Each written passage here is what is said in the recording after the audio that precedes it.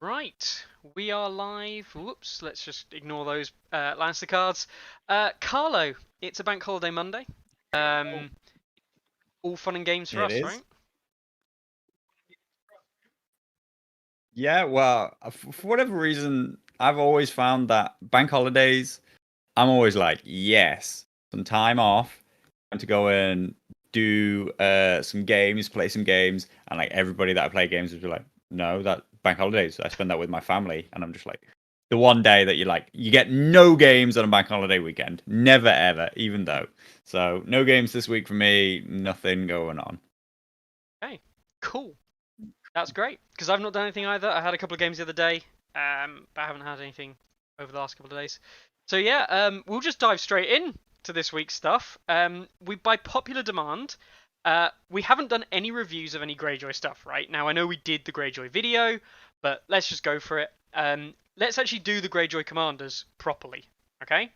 There we go. So we haven't actually done these properly, really. We have done a little bit, but we're just going to quickly review them, bearing in mind that we've already now seen everything 2021. Because the last time we looked at these, it was pre 2021, right?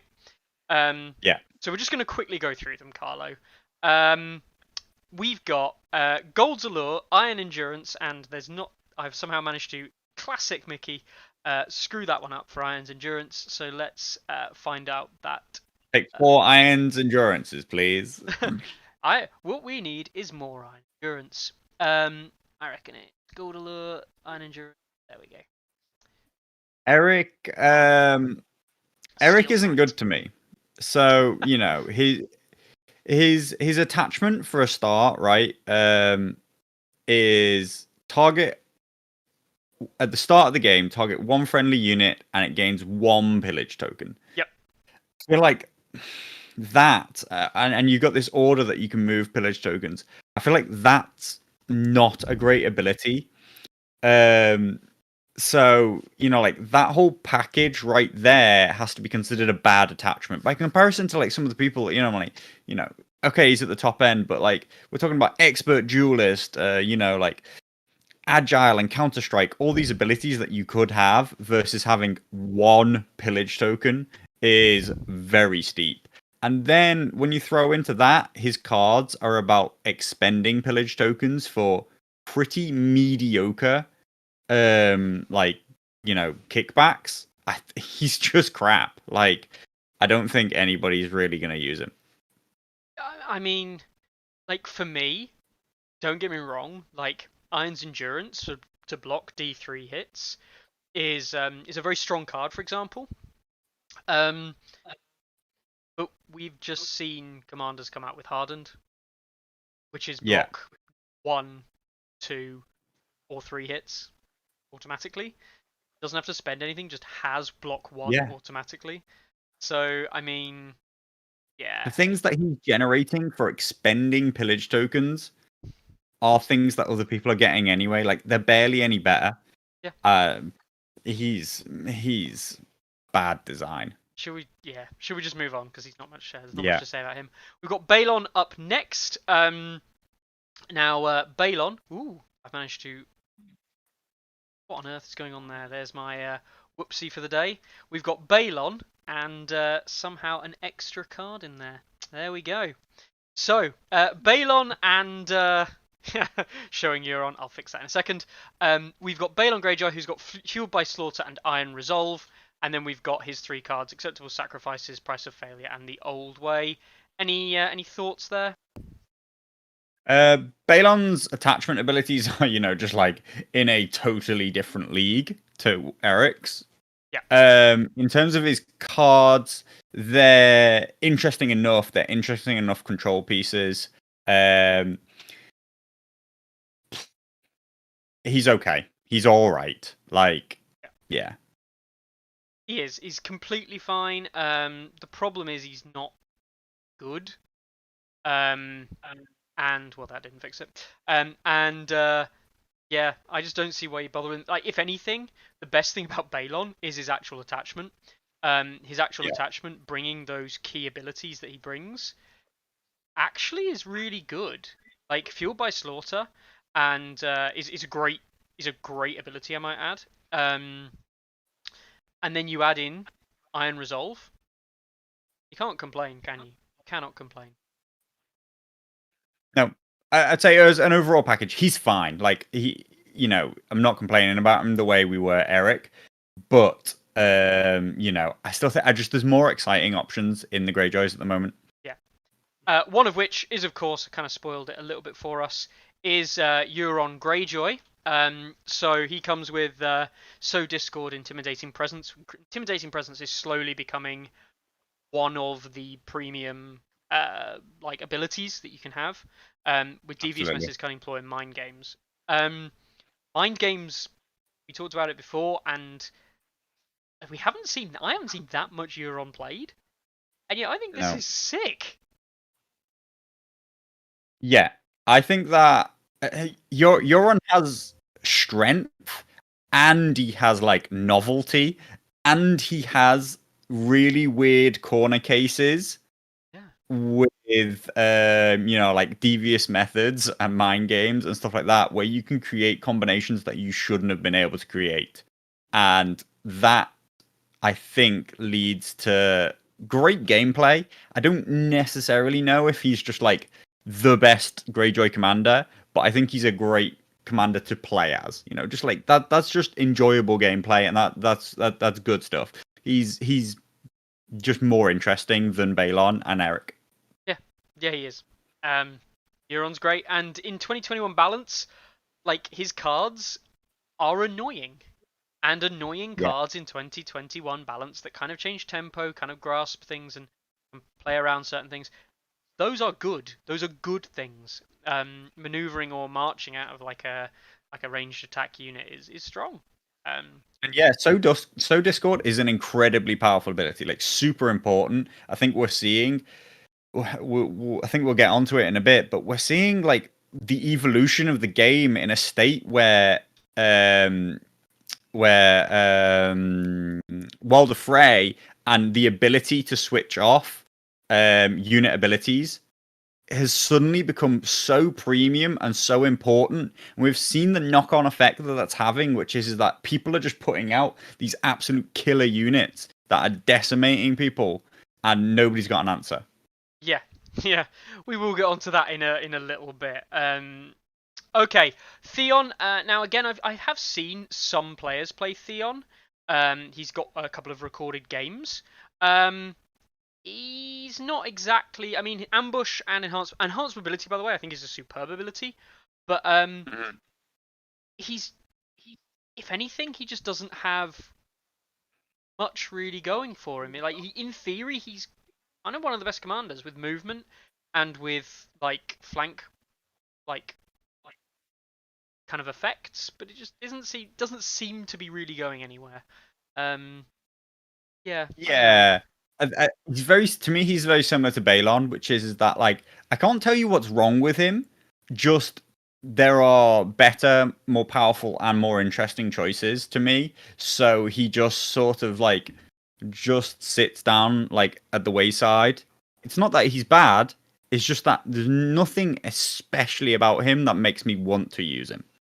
Bellagroth asking a very good question. Does Mind Games copy changed effects like Outflank? What do you think, Carlo? You'd have to give me the specifics of the card. Let's have a quick look. Next time a zone is claimed this round, after resolving that zone's effect, the player who did not claim that zone may immediately activate that zone's effect.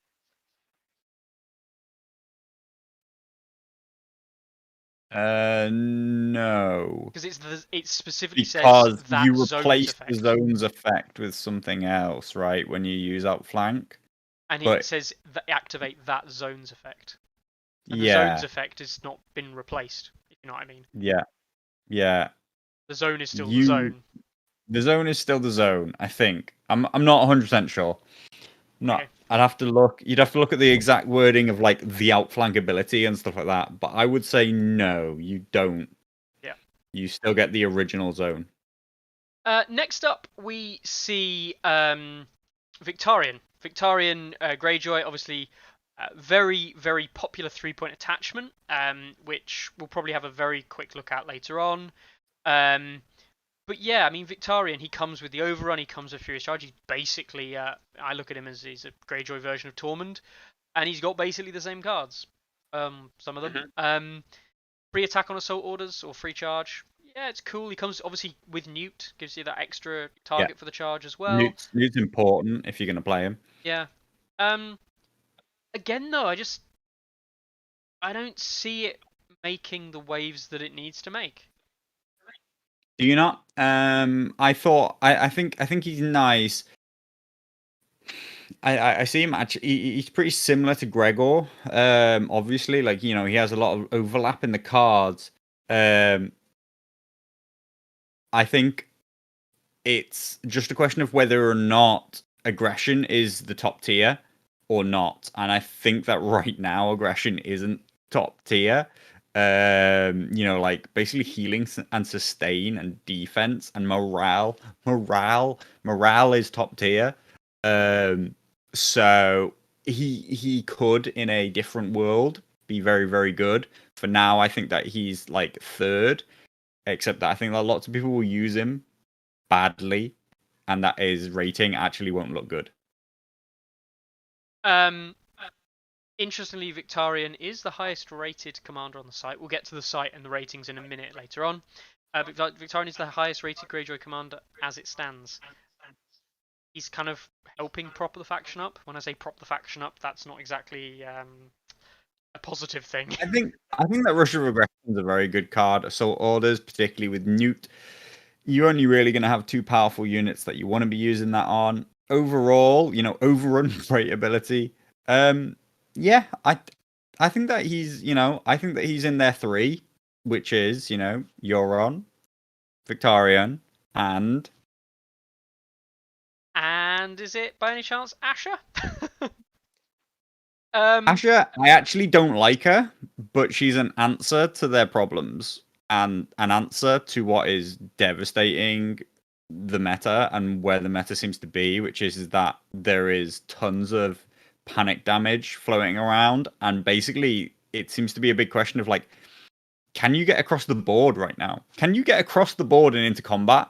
Is actually a lot of people's problems, because there are some armies out there that are just saying you're dead before you even fight me.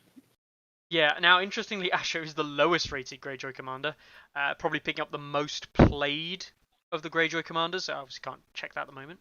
But of all the commanders, probably the most played, but also the one that is dropping the fastest. Now, Greyjoys themselves are not doing well. They are losing a lot of games. It's probably no surprise that Asher is probably being played a lot. I think people do see her as the answer, but as a result, that's why she's dropping faster. That's not Asher's problem per se, more a Greyjoy problem.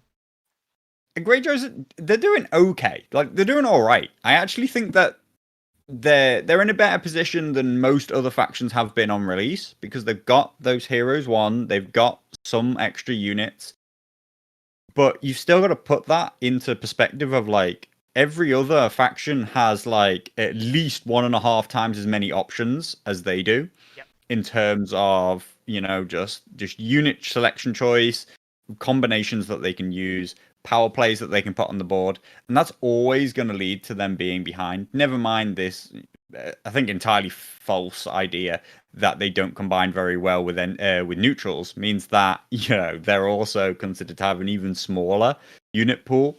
But overall, I think that they're not in the worst place a faction has ever been when it was released. Yeah. Now that brings us to the end of the commanders, and overall, if you were to kind of like just summarize the commanders for Greyjoys, there's some options, right? Yeah. But it's nothing. I think the difference is there's no offal. You don't look at this and you don't see anything that stands out and goes, I really want that commander in my deck. I really want those cards in my deck. I mean, like, especially when I mean, John and Othel both like have these absolutely game-changing cards still. I think that they have three options right now for me. Victarion's good and aggressive, Asher's good and defensive, and Euron is good and weird. And you know what? Pick 2 or 3. Like I think is actually your best chance. Try others if you want, but just not Eric. Not Eric. Don't go Eric. Correct. But I think Balon might be quite an interesting pick as well. But yeah, don't go Eric. Right, should we have a quick look at the units again? Just a very quick look at the units, just as a quick recap. Mm-hmm. Yeah. Yep. So while I get the units ready, well, now the units we can now look at and we can say are kind of a little bit more comfortably where the faction is right now, right? We have seen some very interesting changes, if you like, to the meta. Lots of things have actually changed. Yeah. So it's a question of where we sit with a lot of these things, where they kind of lie. So we see the Ironborn Reavers first. What do you reckon? They're fine. They're okay at a 5-point unit. Like, I mean, Greyjoys would like them to be a little bit better. The 5+ armor save, the 7+ morale is like it is basically something that a lot of people are going to be able to just take advantage of, really, and really manipulate. Lannisters, Targs, Night's Watch, obviously they're the ones we're talking about. Really, those guys are going to see that unit as just something that they can blow up really fast, and that's just all in your line. Whereas most people, what they're hoping for from their 5-point unit is that it's not just a hole in their line.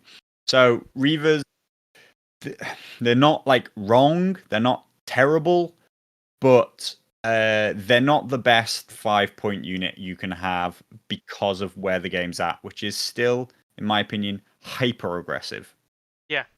Yeah, definitely. Now, that moves us on to a unit which I do think actually makes the cut, and it's a shame we don't see more of these. The Ironborn Longbowmen, or pardon me, not Longbowmen, just Bowmen. We don't see a lot of these in armies. People don't rate them. I personally believe that for 4 points, these are nuts. They are. Yeah, they're very good. Like, I think that it's a very good 4-point unit. I think that's it. Like, I just think they're a very good 4-point unit. 4-point units are incredibly important in list building mechanics. And they have access to not just one, but 2 of them. And I think that this is a really good unit. Nobody else is buying long-ranged units for 4 points, right? No. Yeah, okay. 6 dice to hit on 4s doesn't look phenomenal. But to be fair, lots of other people who aren't called Night's Watch have had their, their range profiles pretty reduced, and it's actually playable.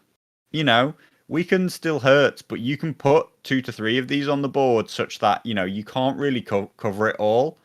And I think that they are very, very important to enabling the rest of the list. No, I agree. Ilya's saying he runs 2, Psychopath saying he runs 3. Yeah, the thing is that the reason that Bowmen are so good for people who aren't aware, Ilya, specifically Psychopath, players who have played a lot of games, players who play a lot at like quite high-end competitive levels as well. Specifically why Bowmen are good is the number of defensive abilities we've seen on other units coming about. Counter-Strike doesn't work on ranged attacks. Yeah. The Horrific Visage doesn't work on ranged attacks. The only real thing you kind of give any care about when it comes to Bowmen, Ironborn Bowmen specifically, is your Lannister Guardsman, where actually it's very reasonable with that 3+ save that you won't take off a rank. Yeah. And getting hit by a -3 test, putting you on like 11 morale for base 4 wounds up to up to 6. That's a problem. But you can still deal with that. Absolutely. You can still deal absolutely. with that. It is an order though now, so that's not just like a continuous effect. So, and it's something that you can work around. And as and as Psycho's saying, combine that with Asher, and you're going to minimize that problem a little bit. Still -3 tests with +3 wounds is a nasty place to be. But still, they're just going to allow you to control tempo, distance, and positioning, all the while throwing out the odd pillage token onto the more important units who are going to do your heavy work. They're the ideal situation for controlling cheap throwaway activations versus powerful, important activations that determine the game. Yeah. The other thing about these, of course, being long ranged and not a terrible attack profile, they're not actually terrible at picking off solos like Jorah. Um, Jorah's wolves, they need to be worried about bowmen, because 2 bowman shots can quite easily kill a wolf. Can easily kill Jorah. All of these solos that we see have got a threat. All right, then we move on to a unit which I think has seen a lot of play, and don't get me wrong, the coolest unit probably, the Harlaw Reapers. I think they're trash. Yeah, so the problem is that you're spending more points than Reavers, and at top tier, you just don't make it into combat. You're not getting there. You're not actually doing anything. I think that is really unfortunate that they're just not making any impact. Save your points. Buy something cheaper. Yeah. Yeah, exactly. Just buy something cheaper. The other thing is as well, like the panic test. Forcing through a panic test. The big issue is that Vicious isn't good enough. Because if we fight into the meta, like, will Harlaw Reapers go through Free Folk? Yes. Will Harlaw Reapers go through, like, have a good time against certain Baratheon units? Yeah, actually they'll have some okay times with Baratheons. Will they do okay against Stark? Yes. They haven't got a hope in hell against Night's Watch with the 5+ base. They haven't got a hope in hell against even Targaryens with the 5+ base. In fact, their mechanic is worse than their actual just straight up attack profile against Targaryens. Yeah. Their problem is that they're second-rate panic-based damage in a meta which currently is leaning massively towards like an anti-panic skew, because some other people are doing so much panic damage, Lannister, Red Cloaks, and just ranged units in general from vicious war machines from Night's Watch and stuff like that. Other people are doing so much panic-based damage that people are skewing very heavily to be defensive against panic-based damage. So they don't do enough. They don't push through enough negatives. They don't even have cards or anything to help. So they don't have enough to back it up. They can't turn that test into like -4, -5s the way like other factions are, the way Lannisters specifically are. Yeah. And that's what people are set up for. They're set up to defend against a -5 test by having just like 5+ morale and stalwart. Yeah. I don't disagree with Ilya, actually. I think it would have been very easy to give like a pillage spend mechanic where they could have spent the mechanic to effectively have a stack of intimidating presence for every pillage token they spend. Because obviously it's a gambit, right? If they fail, you get the pillage tokens back because they're probably going to lose ranks. But you spend them and they don't fail, or you spend them to try and like get those push throughs, you have to have them to start with. Like, it requires a unit that's set up, and for 6 points then becomes a threat. At the moment, they're just not enough. Yeah, absolutely. Being able to spend 2 pillage tokens to force through like a -4 test would be the kind of needs to be where they need to be at to be a threat in the current the current panic race, the giga vicious race. Giga damage, to be honest. Yeah. So we move on to Ironmakers, who are by far, in my opinion, still the best unit that Greyjoys can possibly field, outside of Bowman. And that's because they're 7 points, and okay, 7 points, 7 morale, but you've got Asher straight away. You're using these with Asher. They come with Crypt Low. They're going to be putting out weakened tokens. Weakened tokens are very strong. Okay, people do not realize this, but weakened tokens against like 4+ to hit is like basically saying that if you get stuck in melee, which is going to happen with Ironmakers, no one's one-shotting Ironmakers with pillage tokens on. If you get stuck in melee with Ironmakers, they're probably hitting with like 25% of their hits, and then you're saving 50% of those. 90% of those close to. 80%. There's no reason you shouldn't be taking Iron Makers, certainly with Asher. Once these guys get loaded up with their 2 tokens, they are the only thing it seems keeping Greyjoys around. And is another reason why people are so stacked into like panic damage and stuff like that, because you're looking against these guys, you're looking to push through a wound and then do, hey, and by the way, take another 6 from that, that panic test with +3, like that -4 test with an extra 3 wounds.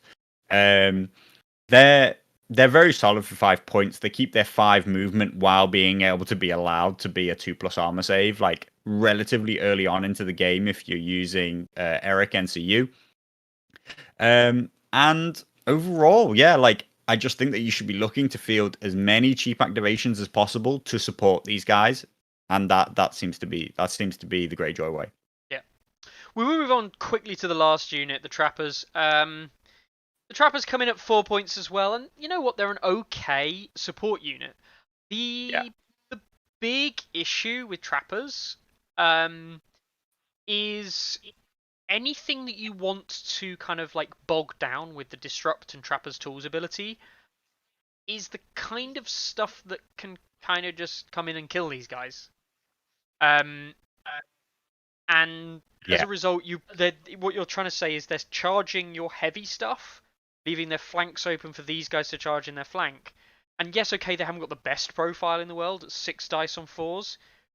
But if you're leaving yourself open to flank charges like this, you're already not playing the game very well. Like, the chances are that these guys are going to be coming in late to a fight and probably not doing a huge amount to help out. And because that Trapper's Tool is a start of any turn, but it has to be engaged, it means that it's quite hard to just straight up pull off.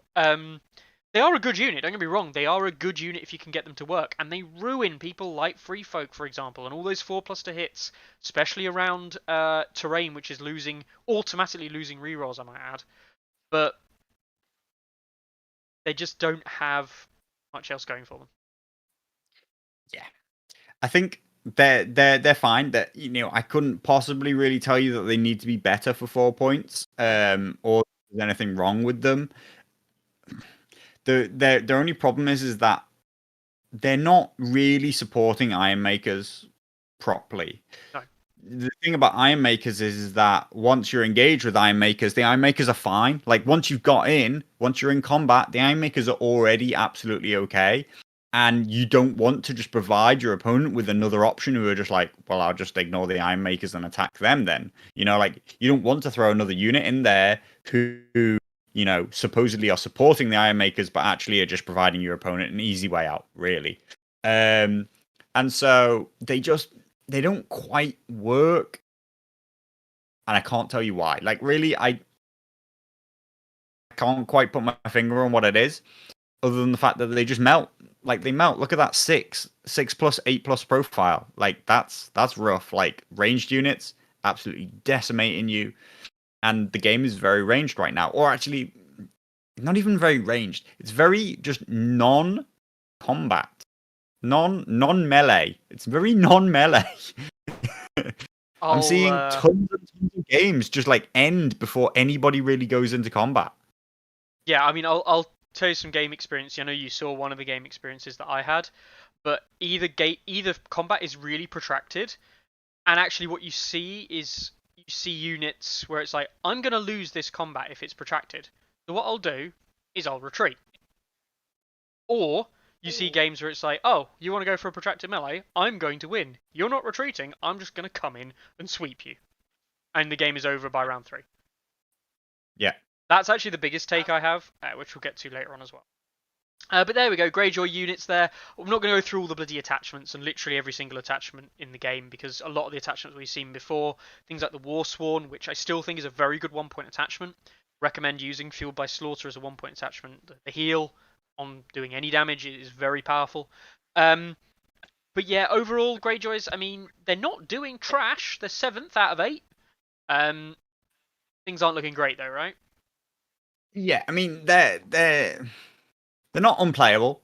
No. And like like I said, hey, some factions on release have been absolutely unplayable. Like into anybody with a decent list. They're not unplayable. They're just not one of the factions that currently have something which is dominating the game state. And so they're all right. Let's see what comes out for them in the near future. I hope that they're not left as they are right now for too long, though. I hope this isn't just like, hey, here's your 3-box release, and see you in a year. Like I hope they'll get something soon. Yeah. Yeah, so do I. So there we go. Greyjoy's kind of recapped yet again. I did that because people asked us to. People literally asked me to recap Greyjoys because we didn't include them in the last 2 episodes looking at commanders and units and attachments and things. Again, we haven't looked at the attachments in great detail. The attachments across the board, Carlo, the 1-point attachments, very good value, would you say? Yeah, yes, in general, Greyjoys, the thing they have going for them is they have very powerful named attachments in general, and they're bringing a lot of value. They're one of the few things. That's also specifically why I'm saying like lean heavily on your 4-point units, because you want to squeeze in as many like really enabling powerful attachments as possible. Yeah, there we go.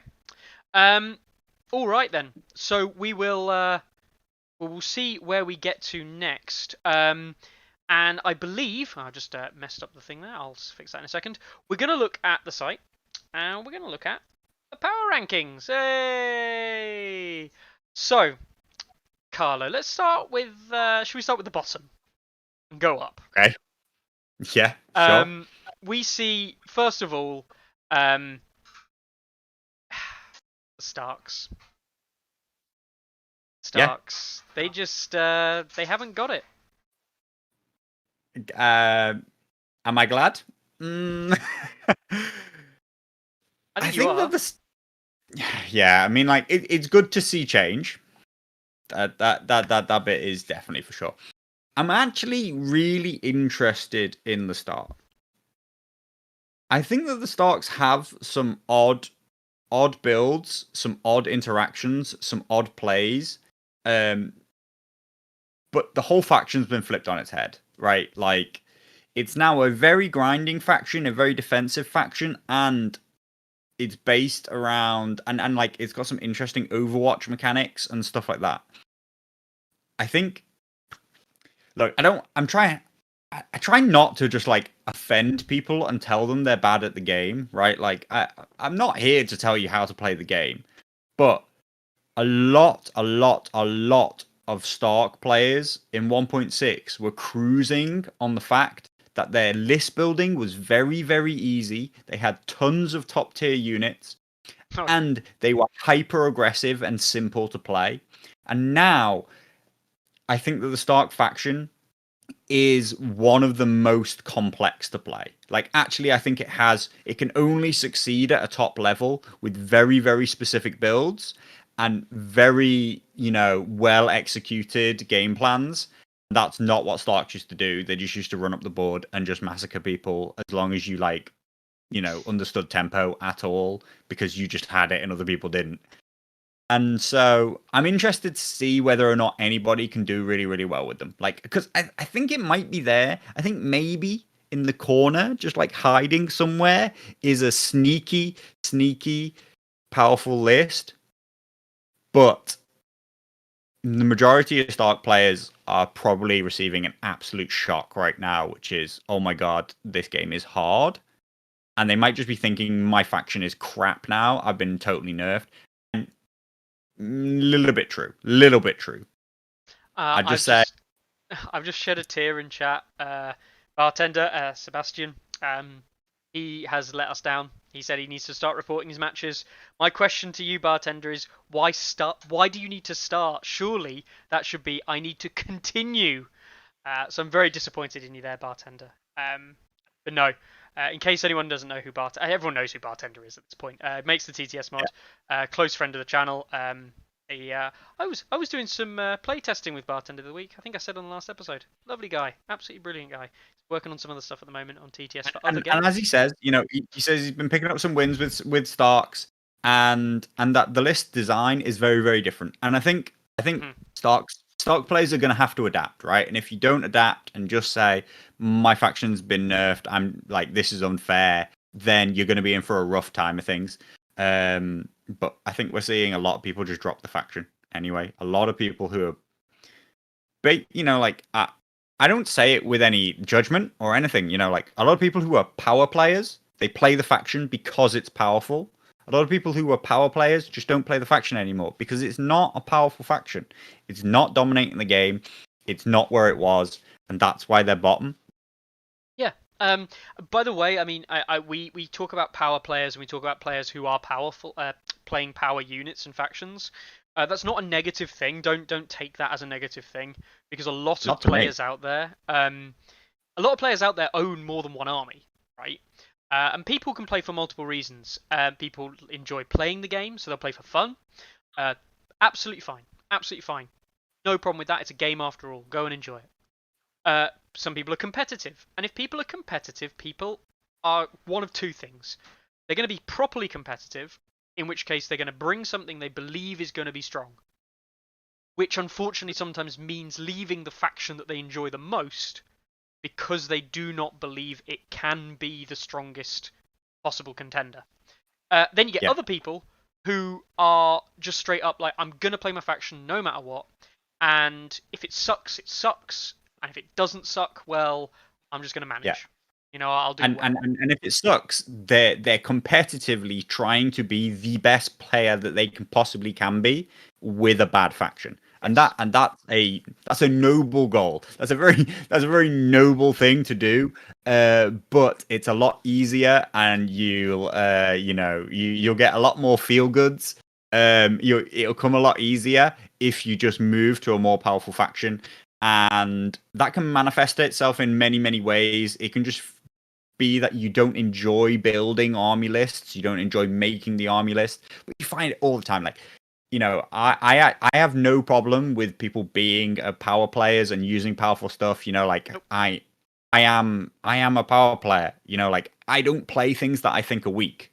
Like I even if I like them in you know fluff, in background, in whatever it is, Thor. I'm drawn to play the things that are powerful because I like to feel like I've made a good choice when I picked an army. And some armies are just very, very difficult to build with right now, and that lends me to not want to play them. And that is naturally me picking powerful things. But you see it manifest in so many other ways. You'll see tons of people who claim to not be competitive, not be power players, not be anything like that. They suddenly start painting all the units that have gotten buffed. Those units have sat on their shelf for literally years, and now suddenly the unit's got a buff, and they're like, "Oh, I painted this unit," and it's like, yeah, you're just a closet power player who doesn't want to admit it because look, you're painting the things that are strong now. So, I have no problem with it. Like, it's a competitive game. List building is part of the game. I think that tons of games are already decided before you even get to the table because one person's better at list building than the other. And I have no problem with you trying to do that phase of the game. And to me, it is the very first phase of the game is building your lists. And if you try to be good at it, that's just you trying to be good at the game. And yet it gets a really bad rep, unlike a person who tries to play well on the table. Like they're both just parts of the game to me. Yeah. Um. We see Greyjoy. We've commented on Greyjoy's already coming in like in seventh. Obviously, these rankings are very tumultuous. Let's say they're very much in flux. Um. Yeah. Well, these ones are anyway. Stark's probably less so actually with a lot of the early negative postings. That's a very Stocks have stretched out a relatively, that's a sizable lead at this, healthy a sizable, healthy drop. sizable disadvantage at this time. Baratheons to Greyjoys to Free Folk to neutral, they're all within like 10 five, points. five, five results going a different way is a totally different story for them. They're all Yeah. just going to flip a few times. Those guys are pretty close together, and they'll switch a lot of times. We'll see what happens come the end of the first big tournament. That will like really start to solidify those numbers, and we'll start to kind of create some spacing. Yeah. Um. I think Free Folk Baratheon neutrals. I mean, neutrals. To be brutally honest, I think neutrals are a lot worse than the fourth place ranking. For those of you, Yeah. me and Carlo look at the games and look at the data a lot. Have neutrals got more than one game posted now? Is it 2 games? Yeah. They've got a win and a loss, so they went up to like +4, and then they've come back down to basically 0 again. Yeah. Yeah, they have 2 games submitted. I'm really happy that they have 2 games submitted because for the first long period, like a long time, they had no games submitted, which Nice. just shows you that people aren't interested in them. When Carlos says neutrals aren't a faction, it's not a meme. People don't play the faction. Free Folk actually have had quite a few submissions, I believe. Quite a few people playing Free Folk and quite a few people playing Baratheon, but they're not pulling weight. They're not making any waves or anything like that. And ultimately, it leads on to the story of the day, which, if you're competitive and you were here when we did our reviews and we talked about like the visions in the flames, when we've done our like 4-hour streams, our 2-3 hour streams on commanders, you will know who the top 3 are because we told you who the top 3 would be several weeks ago. It is It Night's Watch, Targ, and it was Lannister. obvious. Yeah. It was obvious, and they're still vying for position. They're still swapping on a relatively regular basis between the three of them. Yes. But it's always those three, and they're as a group just like tons and tons because lots of competitive players, lots of very like experienced players are submitting to the site. The three of them are playing each other quite a lot and swapping and taking points off of each other, and they don't get tons and tons of opportunities to steal points from the other factions because people are only playing those three, right? So that's one of the reasons why they're not stretching ahead from the rest, in my opinion. They're tightly clustered, they'll keep swapping places, but they're starting to open up a gap from where Lannister is through to the one behind them. Interesting. Carl says he's surprised that Baratheons are in the bottom half, but like I don't know what he thinks they have going for them by comparison to everybody else. Also, I'd also say there's no bottom half here. There is the top 3. In And the my bottom opinion, 5. we'll see. This is my prediction. It's still a prediction. The numbers don't necessarily back it up. Like there's a gap of 11 from third place to fourth, and then there's a gap of there's a whole it's 9 points from fourth through to seventh. So they're all more closely tightly together than third is to fourth. But my prediction is that the top 3 will just continue to stretch away from everybody below them, and there is not a bottom half. There is those 3, and there is everybody else. Is the way I currently view the game. Yeah. It's surprising that Baratheon in the bottom half doesn't surprise me at all. We reviewed the Baratheon stuff. We said like they've got some nice stuff. Wardens, I think, for 5 points are one of the most efficient 5-point units you can actually buy in the game. For a defensive infantry unit. That's it. They don't have like reliable 4-point options for any side. They've got Dragonstone Nobles who are okay for 4, but we'll talk about why they are crap in the meta in a second. And then that's it. Baratheons are exactly where they used to be, which is at a low level of play, playing into non-really strong lists. If you're not playing into these 3 factions that are built on 11, built on 12, built in ways that everybody else just can't do it, Baratheons are really good. And earlier said it before. It's almost like these factions are all balanced. Neutrals, Free Folk, Baratheons, Greyjoys. They're balanced against each other. I think that the game's actually in a really, really good state for those things to play into each other. Aggression versus defense versus ranged versus like panic damage versus like straight damage. Keywords, expensive units versus cheap units. I think it's all in a good place for them. These 3 are maybe well balanced against each other. But these 3 are not in the same league, in my opinion, as the 5 below them. They're really not. And it's damning actually when you look at it, because you're right. I think the other factions are balanced against one another. That doesn't mean that anyone's, I mean, particularly strong, particularly weak, of course. They're obviously comparatively weak. But actually, it's not a surprise that there's a bunch of factions that are roughly equal power level. Because we saw that in 1.6, right? We saw that if you weren't Stark or Free Folk, and then Mother of Dragons, if you played any of the other factions, generally speaking, in a matchup, Baratheon versus Lannister was a good game. You know, neutrals against Lannister, neutral against Baratheon was a good game. Um, the only factions that stood out in 1.6 were the top three, well, top two, and then in came Mother of Dragons. Night's Watch, of course, had a balanced game against basically any army. In fact, they were probably the strongest. They were Yeah. in number three up until MOD came along. Um, they were balanced. 1.6 was balanced in the same 1.6 was way. really balanced. Like 2021, I just point this out. I always say this in the Discords now all the time. Welcome to 2021. The moment anyone says like they thought it was going to be more balanced, they thought it was going to be better. No, it's not. Been telling It's people this different. for 6 months, 9 months. Like, It's it's different, but not going to be it's better. It's going to be different. yeah. It's not going to be better. It's going to be different. They solved. They've Some solved quite a problems. few of the problems. They've solved quite a few of the problems, right? You know, direwolves. They solved.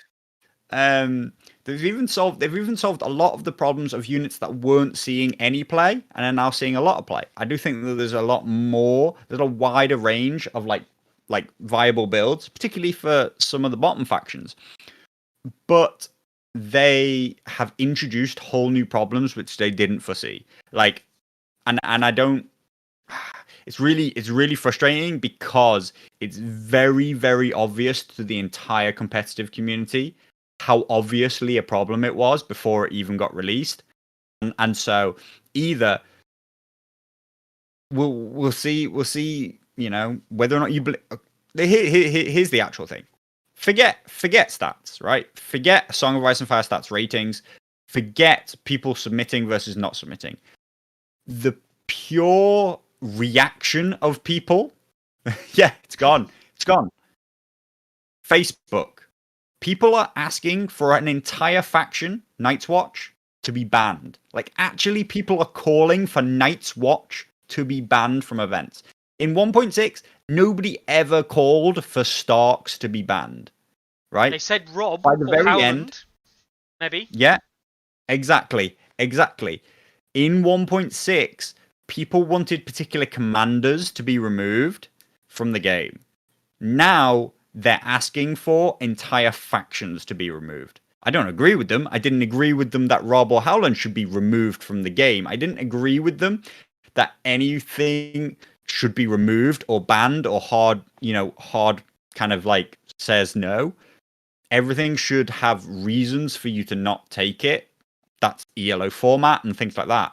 But people are asking now for an entire faction to be banned, and that tells you that the perception is that this isn't better. Yeah. Specifically, now I will go on to talk about the German tournament. Now, it was a German tournament that wasn't hosted through the site, unfortunately, but German tournament that happened over this weekend, and this is what sparked the big proportion of the debate. So they approached the situation and they were basically like, Night's Watch sucks to play against, and a lot of the German community have seen that. Um, they have seen that the Night's Watch are unpleasant. It's unfortunate. I've been on the receiving end of a couple of Night's Watch games, and you win some, you lose some, ultimately. But none of the games I've played against Night's Watch have actually been that fun to play, and to the point where I enjoy playing the game. Anyone who knows and played against me knows I absolutely love playing a Game of Thrones. Um, I don't really give a toss who my opponent is as well. Like, I've played very few opponents I would not want to play again. Um, and I'm playing with people like Decay and some of the guys, even people like Jamie Wiggins over on the Three Sales Discord and people like that. And they're all pleasant players to play against, really nice people. Playing against Griffin, Night's Watch, and he came back and he played 4 games and he was like, "Yeah, this stuff's ridiculous." Like, Yeah, and you got to feel for those people because they've been playing Night's Watch for years, right? Yeah. This isn't a power player specifically going like, Griffin's oh, not. here we go. I'm gonna break the game. Watch this. I'm gonna make everybody's day crap. No, they're just like, finally, I get to play. I get to play with my faction, like, and it's good. And like everybody's just like, nah, I'm not, this is crap. I don't enjoy it. It's very, very similar to the problem that like Targ diehards had when Mother of Dragons came along. Yeah. They desperately wanted to play Mother of Dragons, and it came along, and everyone was like, "Nah, mate, that's a joke. I'm not like I don't want to play against that. That's crap. That's this is unfair." Nobody's left enjoying it. The Mother of Dragons player feels crap because nobody wants to play against them.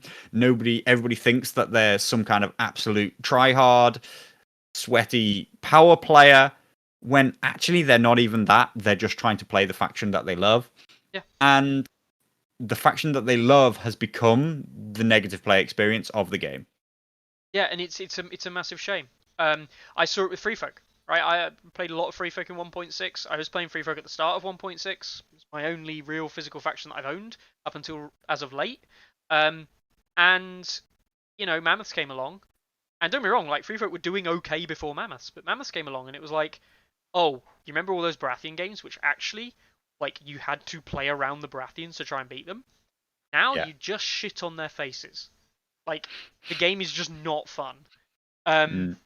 And I remember I played against Sabefi in, I think it was the qualifiers for the World Cup, and like I just stomped all over him. And it wasn't like a quick game or anything like that, but it was just positional and things like that. And then when the Mammoth was able to get that positional advantage and come in and ruin his day, it just ruined his day. And it did. It ruined his day. And he doesn't mean he hates me. I certainly don't hate him. It was a good game. But the point is that he doesn't come out of that thinking, "Oh, I wish I was a better player." He comes out of Yeah, and he thinking doesn't like, come out. And the thing is, it's never going to happen for everybody, right? Like some people are ignorant to why they lose or whatever like that. But if you come out of a game and you don't think, my opponent did something really clever there. He's a good player, and you're just like, if the majority of people, like actually people who look at the game, analyze the game, are like, yeah, his list was just like unbeatable, then then then then it's not going to leave a nice taste in anybody's mouth. Like I you're just mean, going to feel crap, and the person who played it is just going to be like, "Well, that was a walk in the park," and they're not going to be like, "I showed my tactical genius there," and you end up and if it's true. If it's really true, you end up with just mirror matches, which is what we saw in Starks tons of the time. I thought that the Stark mirror match actually had some real nuances too, and I'm sure the Night's Watch gunline awful mirror match will have some nuances to it too. But if anything, that one feels so draw dependent and so random luck dependent that and Michael, probably pronounced your name wrong there, Michael. First time I've seen you in chat. He kind of sums it up really well. Is that for Elite Faction they have a lot of activations? We'll come on to that in a second.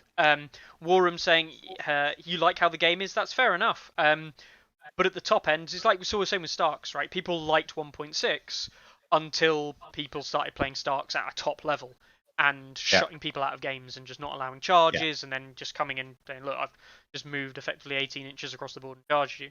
Um, like that was the problem with Starks, not the lower end mid tier table play, because that's always fun, that's always balanced. When we're talking about, yeah. we are talking about like the top end competitive, um, and the top end I, competitive players right now. Like I'll be brutally honest, me and Carlo have done it. Not just me and Carlo. There are other players out there: Ariakas, Larks, Weasel, Chris, Lord Commander Bob, all the names that you know from the international scene, Lee, Teddy, Gruselarg, even Tom Taylor, Winter is Coming, Tom Tyler. We are sitting and making counter Night's Watch lists, and we don't feel like we're getting anywhere. yeah, We feel like yeah, we have a strategy, and it hangs by like if I can do this thing, I might win. Yeah. Yeah. It doesn't feel good. It doesn't feel good. It's really hard at the moment. No. Like, it's just I told you so. Like I know, I don't yeah. know. Like there's and people will say like, oh, like it's just like a self-repeating cycle or something like that. That's just like the competitive players being competitive, but it could have been so much better. Like, and it could still get so much better. But I mean, I don't see them doing a quick patch. Like they've just printed. They're selling this. Remember when they sold shiny cards and everybody felt that that meant that they couldn't possibly change the game for another 6 to 9 months? Yeah, well, they've just sold you brand new cards, right? They're gonna feel beholden to not be able to change the game for like the next year, and that's why I think that either you know one of two things is happening: either their playtesters are terrible, and I don't think that that's true. I think the other answer is that they're ignoring their playtesters, or just their whole playtest structure isn't good. Like the information isn't getting from the playtesters into actual design, into balance, into because any good player could foresee this without even playing games. Like we foresaw this as soon as we saw the balance, as soon as we saw the cards, didn't have to test it, and now it's happening in reality. And so their whole system is not working if they thought that this was going to be more balanced. And it's I think where me and Carlo at the moment is that it's not just not that balanced. Um, it's that it's almost brain dead. Um, we can build an awful list in Night's Watch almost by closing our eyes and just picking random units off the list. Um, like you can build an actually very effective awful list, and if you think you're joking, no, we've done it.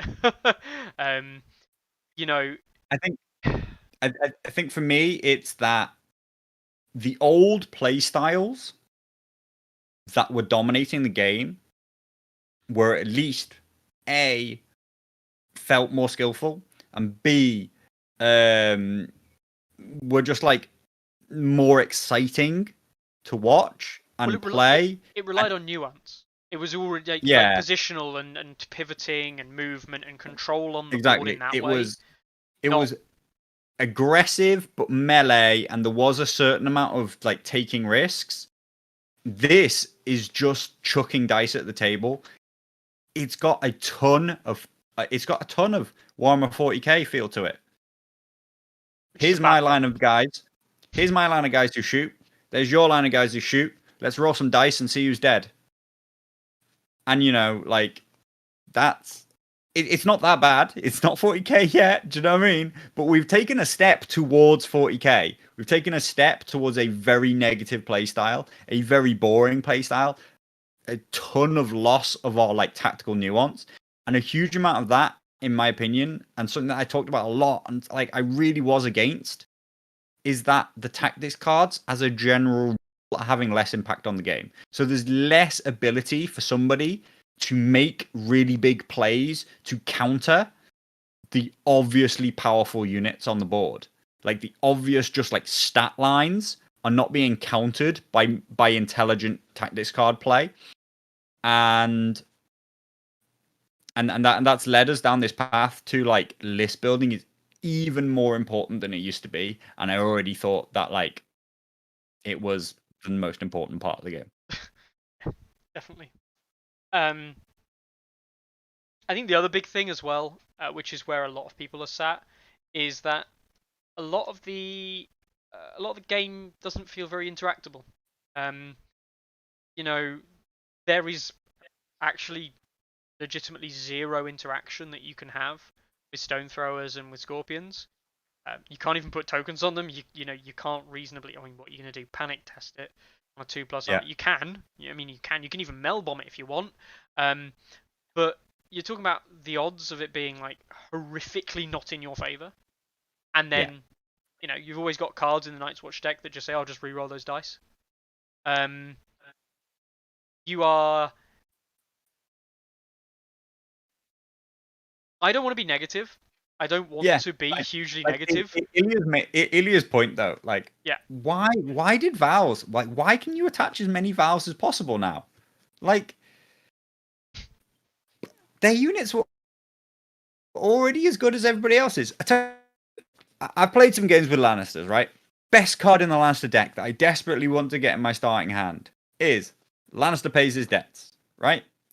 A card which I could attach to my unit and gain a buff for the rest of the game if something happens. Yes, please. That's amazing. What's that? The Night's Watch deck is only those cards? What the fuck? Oh, well. Like, you know, it's okay. It's all right. I just think that it's a massive missed opportunity. And I think that and it's been a big competitive turn off for me. Like there was a big question about whether or not in my own mind, been a big question about whether or not I want to play on TTS now that I don't have to. No, what? Not don't have to, but now that I can play in person. And I currently don't see the game as something that I want to play on TTS. Like, I don't care enough about the competitive state of the game right now to want to test myself against the other best players from around the world that I can't just meet at a UK tournament anyway. Because I think that it's a test of our list building, not a test of our ability on the table. And it could. I'm disappointed. I'm disappointed. I'm disappointed because I played 3 games in a row on Friday. To tell you this story, I played against someone who was running. Well, Jamie was running a Warden spam list for Baratheons, and I looked at his list. Genuinely, he ran 6 unit of Wardens and 2 NCUs, Courtney and Tycho, 2 healing NCUs, I might add. And I looked at his list and went, "That's a really bad list." And now that isn't to say anything about Jamie, right? Jamie, completely lovely guy, but it's a bad list because it only does one thing. It just walks at you as a big sheet of metal with Eldon to try and not die, and Courtney and Tycho to just heal everything they can. And I looked at that and went, that's an awful list design, and it's not a particularly clever thing to bring because it has some glaring weaknesses. But that's probably a very good list to bring in 2021 because it's 6 units, 72 wounds. Tycho and Courtney introducing, I think it's like 87 wounds that you have to do to the army to kill it, and that's a lot of wounds. That's a high number. That's higher than say 40, 50 wounds. Yeah, it's pretty good. That's a big number. Like that's like that's just like the answer to the current situation. It's like that's the thing. It's not about interesting interactions, and it's not like, oh, can I shut off this thing? Like, have I got Walder? Have I got Varys? Can I shut down their power play? There's no counter to their power play. It's like, are my numbers bigger? And you're just like, do I have more wounds? Can I roll more attacks? Like, it's just like, great. I mean, to be honest though, the game played out. I mean, we played Winds of Winter, which is always a weird game mode, but right, the game played out, and the majority of the game was his Baratheon Wardens charging my raiders through like forests or bogs. And then if I ever activated, I always activated after him because I was able to maintain activation advantage over him just. And I was just retreating. And he charged me again the next turn. And I just retreated. And because I can't hit him. I can't hit him because I risked killing myself with raiders. Yeah. It was like this gameplay is, to be honest, stupid. It doesn't feel like a good gameplay to play against. It just kind of feels like we're walking meat shields at one another because neither of us sport ranged, and Yeah. you have the better meat shield than I do. It's interesting. Like I do think that a lot of it's really hard to describe it, right? Like I say low end or whatever. Like what I mean is like people who aren't experiencing these specific problems, right? So these specific problems are like a a Lannister panic skew, right, which is just caused by red cloaks and red cloaks alone, Even and then guardsmen, to be honest. A Night's Watch gun line through, the use of J or NCU, awful commander to like guarantee tutor empowering of both, you know, build a crossbowman and war machines to just be a thing which do so much damage that most people are basically already lost the game before they ever get to make a charge, right? And then Torgs, and actually still being Mother of Dragons being actually the issue here. You'll see that Mother of Dragons right now on screen is still the 4th rated commander and the highest Targaryen commander. Despite all of the nerfs, MOD is still a terrible thing to play against. Outside of those specific things, if you're not experiencing that, then I do think that the game's in a great state. But it's 100%. so obvious that if you're trying to win, you should be playing one of those 3 things, that it's very disheartening for the competitive community, right? And so the game, for maybe the majority of people, is in a good state. But I think a ton of people who are like, the game's fine to me, they just don't have an opponent who's playing that. Or maybe actually the real problem is that they're the person playing that in their group, and they don't realize that they're just like dominating their friends and their friends aren't enjoying it. Because it is, again, reiterate this, it is to the point where players are not enjoying it. Like there have actively been calls. Now it might be knee jerk, right? It might be knee jerk, but knee jerk reaction to call to just straight ban a faction because you've got entire Discord communities trying to find answers to problems that they see, and not a single player can see the problem. Like I got really annoyed the other night on Facebook. Not gonna lie, one guy said, "Oh yeah, there's got to be answers. Do this," and I was just like, "Mate, right? First of all, everyone people have tried that. People have tried that solution. It wouldn't be the first time you said it. Second of all, why do you think that's going to work better than 60, 70 people who are all trying that same thing? We're putting one of the best players on the Othel build, but we're then getting the rest of the good players to then go, right, how do you solve it? And the short answer is the whole thing falls really down hard. if you say, okay, well, we're going to give that top build to like a bad player. Well, it's like, well, okay, but that's not the problem. Like No. the problem is when it's played well. Equally. When it's played well, if there's nothing that stops it, then it's like play that or lose. When you're talking about big events, good players turning up. So we'll see. We'll see what happens. We'll see. I'll be interested to see what the faction breakdowns are in the first big tournaments that come along. There'll be the TSL, which will be fake, because it's enforced faction variation, right? So, each team is going to have to pick at least somebody that's not Night's Watch, Targaryen, or Lannister. But I think that the factional matchups, if we ran something equivalent to the Song of Ice and Fire Masters, which, if you remember back, was like 50% free folk, 50% Stark, 4 free folk, and then like one of a couple of other things. I think that things would be worse than that now. I think that if you ran the Masters right now, you would see nothing other than Night's Watch, Lannisters, and Targaryens. Or at the very least, nothing other than those factions would make it out of the first round.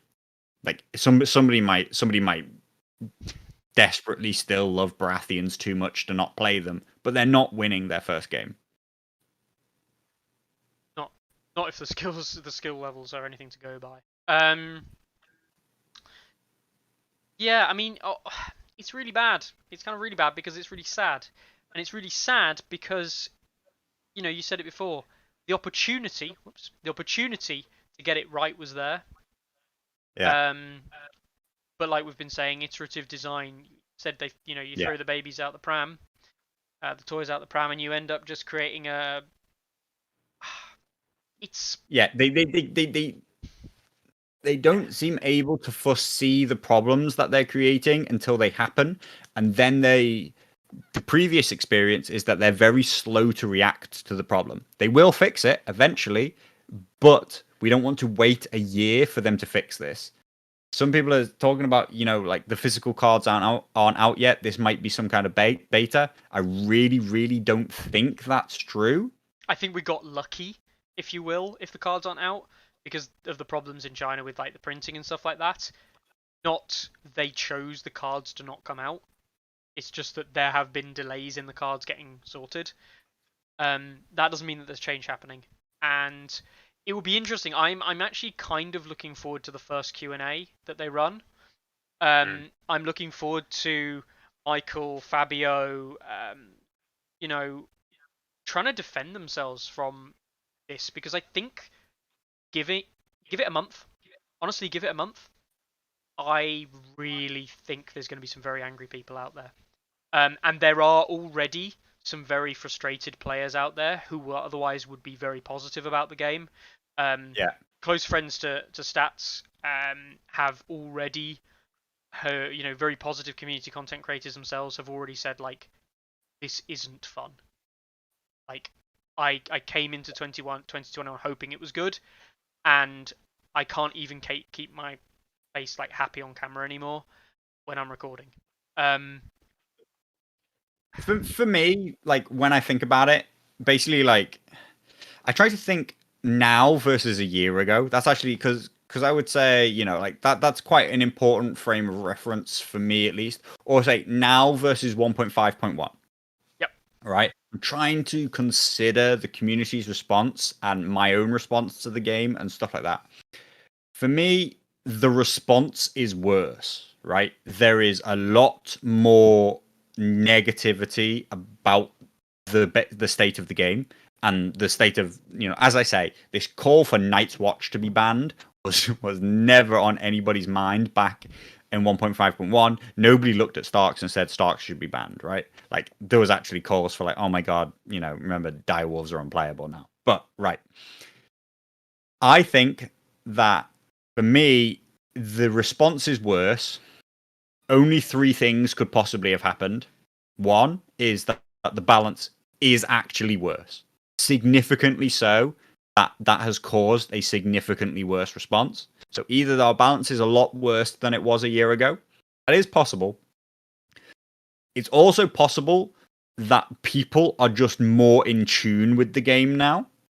And that is possible. Like I think that people, because of the growth of the TTS scene, the growth of competitive players finding each other, like I do think that Stats has a huge part of that, but that's because Stats has a huge part of the growth of the international TTS scene, right? It's not just that Stats ranks things and therefore people know more about the game.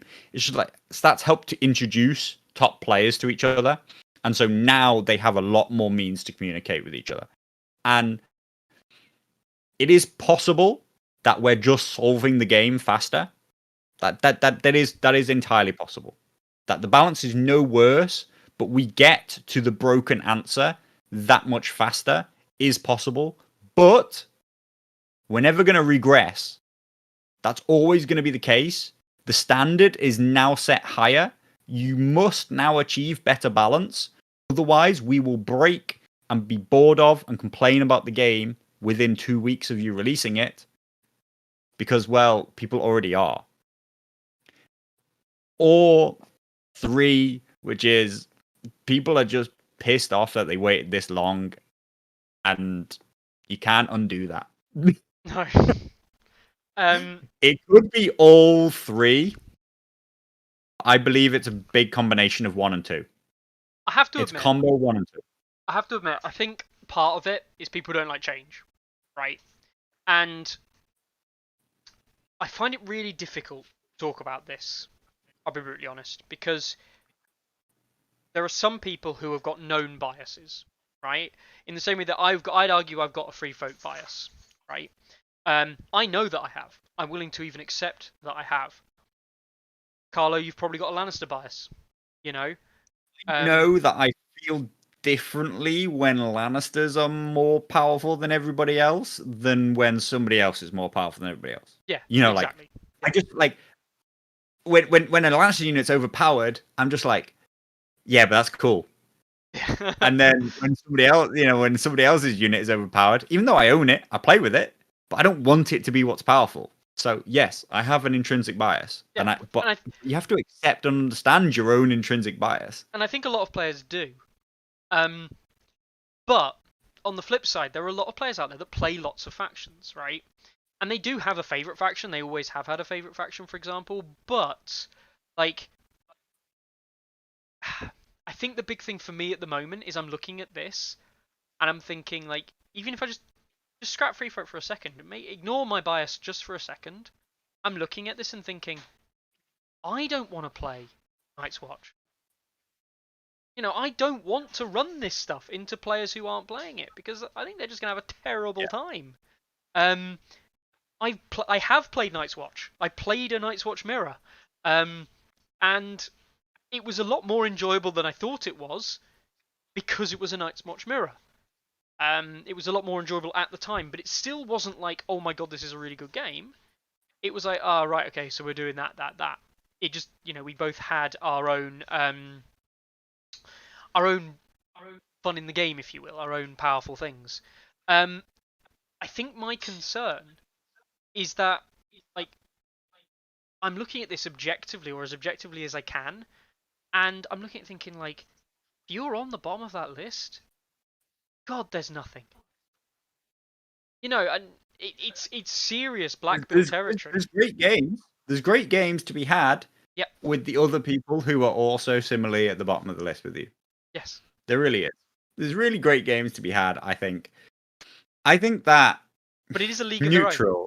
It is literally a league of their own. I think that neutral, Free Folk, Baratheon, Greyjoy, Stark, those 5 factions have like good mixed list builds, good things going on. Maybe I still think there's some nasty, janky little Stark list out there that's gonna do something to the rest of them. But the Targ, Night's Watch, Lannisters are dunking on the rest of those, in my opinion.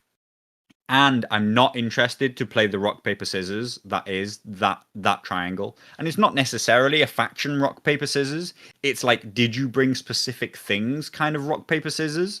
And I'm not super interested to find out where that is because I just think that that's crazy skew lists playing into each other right now in those factions, and that's where I'm at. I'm not trying to compete. Like I'm not, everybody will know that I was a very competitive player.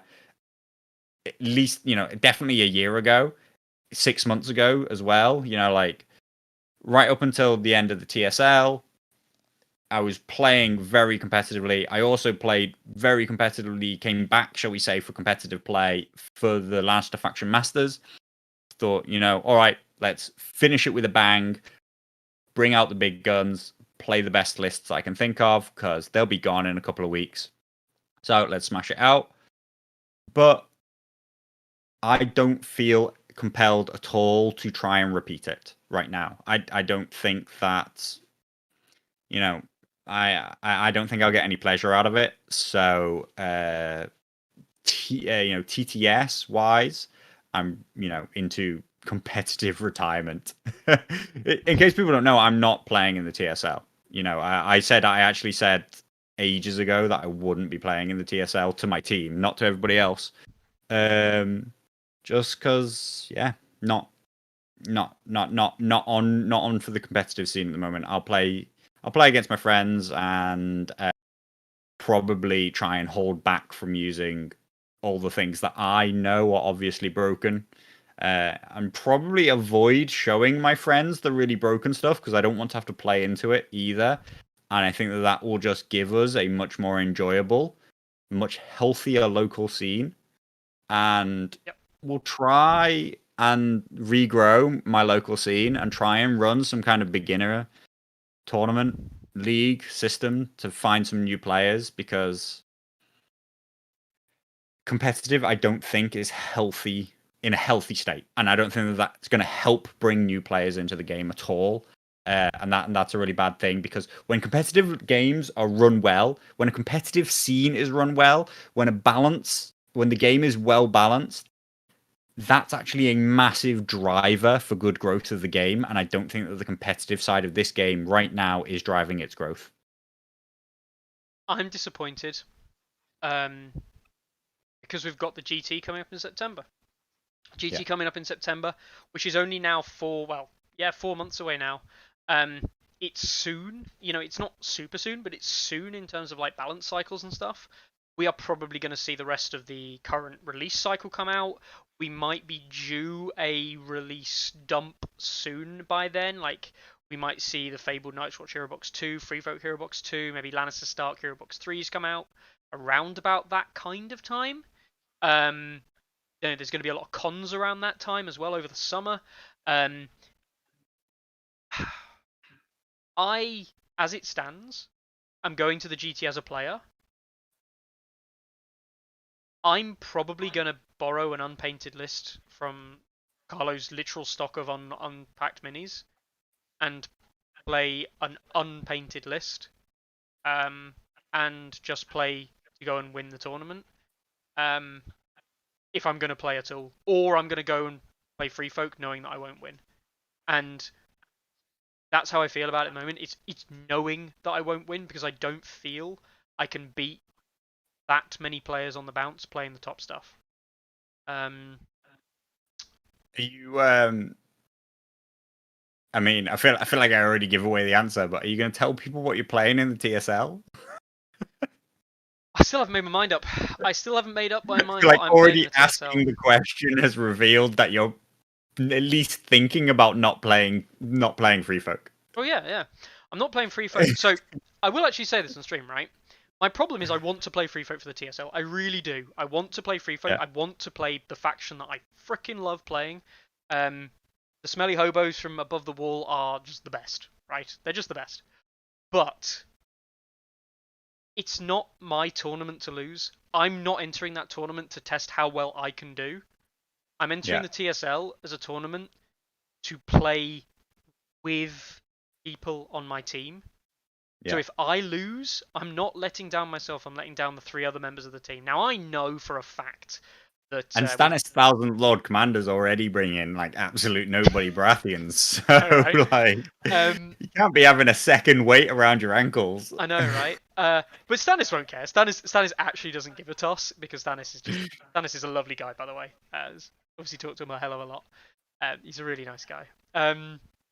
He's a bastard, and that's why we like him. Yeah, that's actually what Van Van's great. Van Van's just a memer, really. He's just a living meme, to be honest. And Kai, who's taken Carlo's place, Carl Dogo, he's a great guy as well. He plays Targs, obviously very popular Targ player, very good Targ player. We've got Lannisters taken, we've got Targs taken, we've got Baratheons taken. I don't give a toss if people know our faction. I wonder what faction you might be thinking about playing. Yeah, and you can guess it. You can probably guess it. If I don't take Free Folk, I'll be taking Night's Watch, because that is how I feel the TSL is going to be. And I know, actually, having played against some other teams in the TSL, other teams in the TSL are seriously considering not taking Night's Watch, because they don't believe that that's what they want to win games with. Yeah. I mean, we've got so far around the circle. I remember we didn't take Starks. So this is interesting. So we didn't take Starks in the first TSL, but actually that wasn't some kind of statement. That wasn't like, oh, we're too good for Starks, right? Look, we're going to win without playing Starks. No, we felt that there were 4 other good factions that were viable. Yeah. I would say, I mean, I'm not making the choice here. You know, like I'm not part of the team right now. I would say that the team feels more compelled to take Night's Watch than they did to take Starks in 1.6. In 1.6, not taking Starks was like a bit of a big move, you know, 80-90% of all teams will take them. But now, the only reason you wouldn't take Night's Watch is because you feel bad for taking Night's Watch. Yeah. Like, and that's the thing, like, we didn't take Starks because we felt we could beat Starks. And we did. We did beat Starks, not every time. And admittedly, Stannis lost to Starks a lot. Stannis took that match up a few times. He did, I think, like 5 of his 9 or something. It was something stupid, like, or at least 4 of his 9. But the point is, like, the rest of us felt like fairly confident that we could take on a Stark opponent and give them a game. You know, Stannis lost a game in 2 rounds against a Stark player, right? No one remembers this. No one, like, I don't think people remember this. Stannis literally played Clash of Kings with the whole deploy 2 units and went, right, fuck it, I'm going, like, Stannis, extreme aggression, Salish and Shireen, if I don't roll 2 3s on a D3 in the first attack of round 2, I probably lose. And his opponent realised, hang on, if I move this other thing, if I activate an NCU and don't bring on a unit, or just go and kill him, I might just lose the game on round 2, like the first activation of round 2. And so he recognised it was Mahoney's Law. He recognised that, hang on, I can kill him, I can kill his unit, stop me losing, and he killed Stannis' unit. And that was it, it was game over. Round 2, first activation of round 2, done, game over. Because Stannis went in with the kind of like, well, fuck it, you know. That's why I love him. But no, the point is that we didn't feel Bartender says that they're just playing their favorite factions, and that doesn't include Night's Watch. That's fair enough. You know, like if you want to go for that, then go for that. But the thing is, Bartender, the thing is, you saying like that's not a statement either. I actually think it is. It's a statement, but not. It's the other way, right? Not, oh, we don't need Night's Watch to win. It's, we don't want to win with Night's Watch. I actually think that's the biggest part of the statement there for me. Maybe. Is that, you know, you feel like you don't want to take them along because actually it's not a good experience for anyone involved. Maybe you can say that. Maybe the Humble Onion Smugglers are just more competitive. And you know that is like, you know, there are levels of competitive nature. I'm not speaking for the Humble Onion Smugglers, but as a general rule, the other players feel that they can't not take Night's Watch if they're playing fully competitively. Yep. There's nothing more. But we felt that we could play fully competitively without playing Starks. And there's nothing about that. That's ages and ages on the same subject, so you know. It is. We'll see what happens. We're like, you know, just submit your data, guys. Seriously, I say it all the time, but like, submit your data. Yeah. You know, if it will either be true or not true. If you think that it's true, and your results are backing it up, then submit your data. If you think that it's not true and your results are showing otherwise, then submit your data. And you know what? Even if you're just playing casually, even if you're just playing any given game, just submit your data, please. Don't make me beg. Or make Carlo beg in every sense of the word all the time.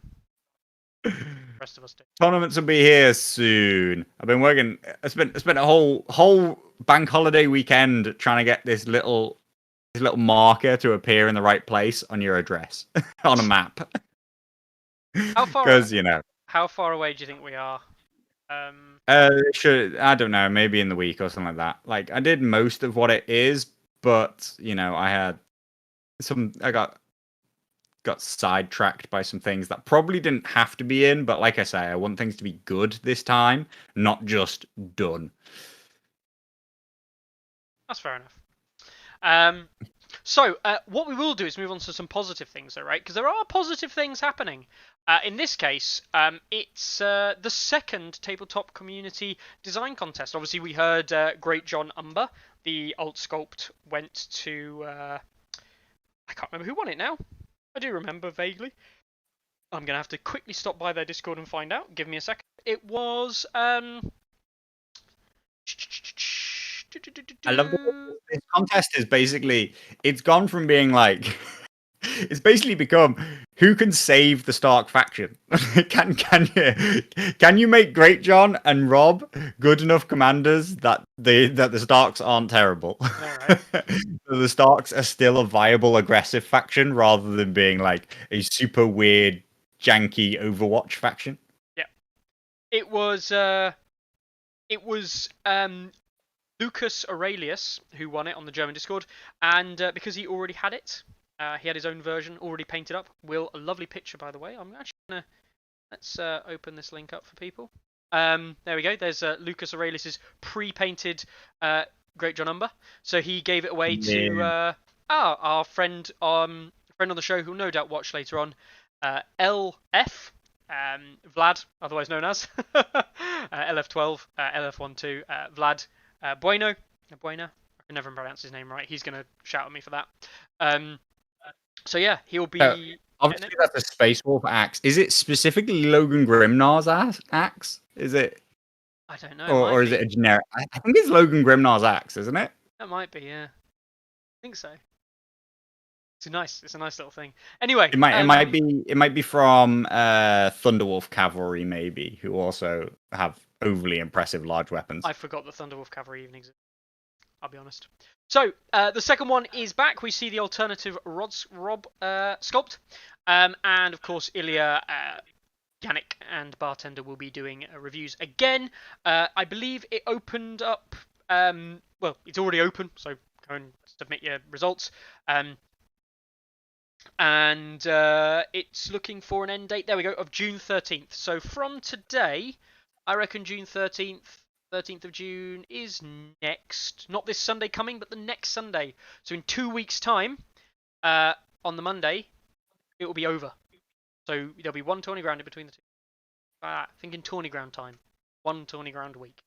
No, on the 13th of June, at midnight German time. Okay. Yeah. Alt Gregor competition when? Alt Gregor competition when? Mountain that rides competition then. When? Exactly. People will be snapping if anyone. I mean, nah, they won't do that.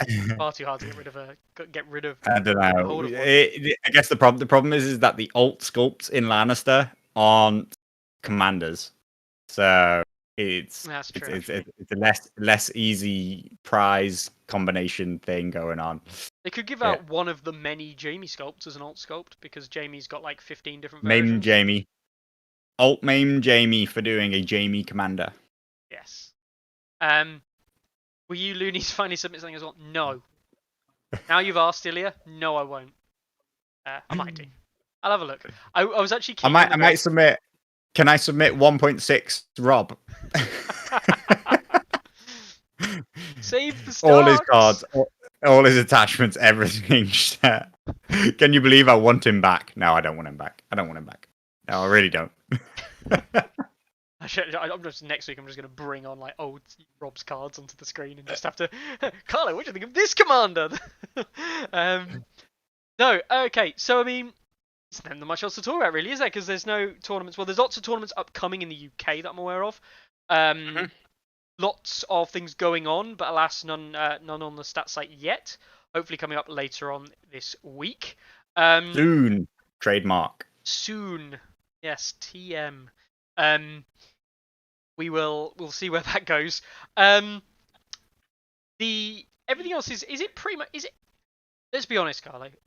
Are things mostly able to be turned on now? You just haven't done it.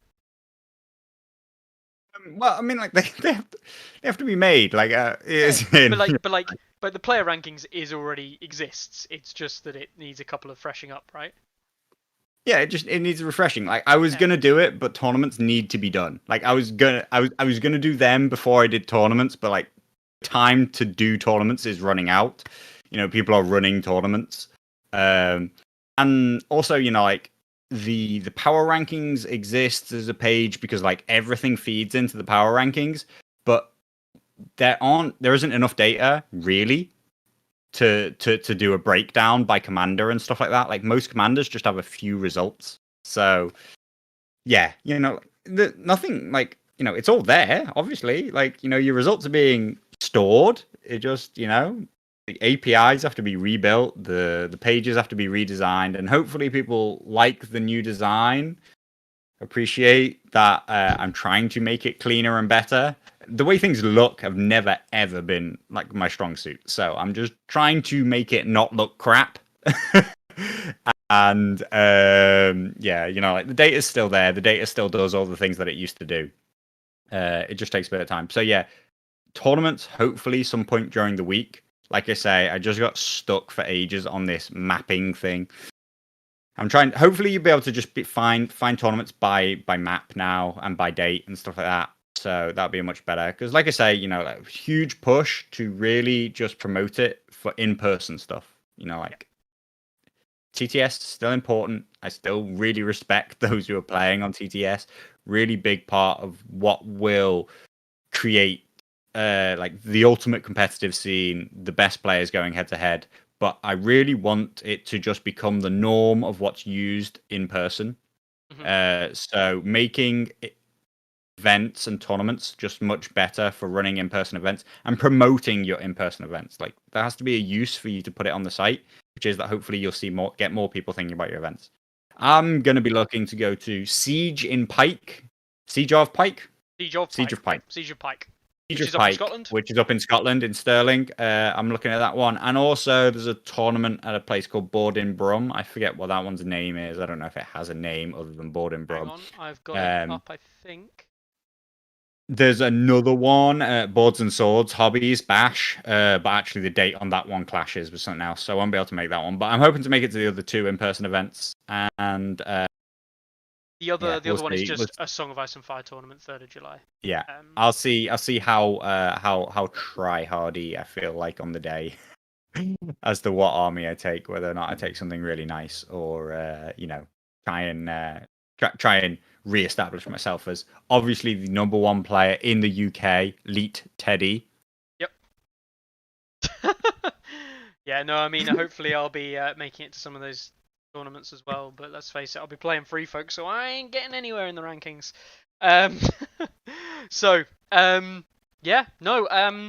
I think we'll leave it there for this week. We'll do some kind of refreshes on the site and things like that. We'll make sure everything's going well.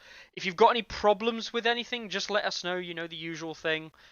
Try and get it spread around, get as much of your like local tournament scene getting used on the site as well. Another big ask I have, which is a little bit of begging for likes a little bit. If you do get the opportunity to give us a like on the Facebook posts when they go up for Tourney Ground and some of the other stuff, if we're just posting like a site update, do give it a like, give it a share to any of the groups that we've not seen, just because it gives us a helping hand, lets people know that the site is there for in-person gaming as well. Yeah. But that's just if anyone... All the stuff that we never do. Like and subscribe and, like, the site is... Me and Mickey aren't desperately trying to monetize our videos in any way. Like, that's not what our content is about. If it was, we probably wouldn't say so many F-bombs and probably wouldn't chat so much crap about Simon, because the way to monetize your content is to, get the designers on your chat and say really nice things about the game, which everybody knows isn't what we do. But yeah, it's still really appreciated if people do like, subscribe, and share our posts. Like, yeah. What are you gonna do, eh? And then, of course, you've also got buy the Patreon. Everyone just get straight away. It's that £20 per month. Buy it now. No. So randomly last week, I will actually bring this up. We randomly got one of the guys who watches quite a lot of the shows. He randomly asked if we had a Patreon, and then we ended up having I had an hour-long conversation with him, which Carlo was like watching because obviously we both have access to the Facebook page. and it just turned into a long conversation about this, that, and the other. But it is actually like really. It was nice. I don't know. You found it, Carlo. It was just nice to chat with some random person who watches the content about the game, and like the start site, on Facebook. As like a little kind of semi-group thing. And Nothing to do with and little tip, the 100% way to get yourself an answer to the question and start the conversation is, do you have Patreon? And we'd be like, yes. And then you just segue into, oh, by the way, can you give me advice on these lists? Which is what every conversation with us always ends with. Yeah. Can you give me advice on these lists? I have a tournament coming up. It's like, cool. Yeah. Don't worry, you don't have to pay for that. No, you don't. We'll give you advice like for free. To be fair, if you just sent us a message on Stats being like, "I want a hand with these lists," we'd probably stop and actually have a look. Yeah. We like list building and theory crafting. Exactly. Hashtag builders coming to the TSL near you. All right then, Carlo. Shall we leave it there for this week? Absolutely. Yeah. We shall. So, I was going to make a video for you all today, and that'll have to wait till next week, a new intro video. So we'll see how that pans out. I don't know if I'll have time to do it. I'll have to think. But alas, we'll leave you with the standard outro for this week. Quick reminder, get your games submitted. Games matter, stats matter. We're getting to the point where we've got a good amount of data. Next week, in theory, is the start of the TSL, in theory. Or list lock, but then the start of the week after. So we'll see how that checks on. And for any of those in-person tournaments or even TTS tournaments you're looking to host, we'll be looking through those. So, same time next week. News for Mickey and for everybody. You'll get to know at the same time. I'm away next week. Classic Carlo. So Mickey, you'll have to find somebody else. By the way, guys, this is me getting pre-warning. Usually he tells me about Monday, about half. Yeah. Normally I'd tell him on like Sunday night. Oh, by the way, did I tell you I'm not here? Yeah. So I'll bring someone else in if anyone fancies to come on and co-host. I don't know anyone I like, so probably no one will come on. But I'm sure someone will send me a message. So yeah. All right then. See you next time. See you in 2 weeks.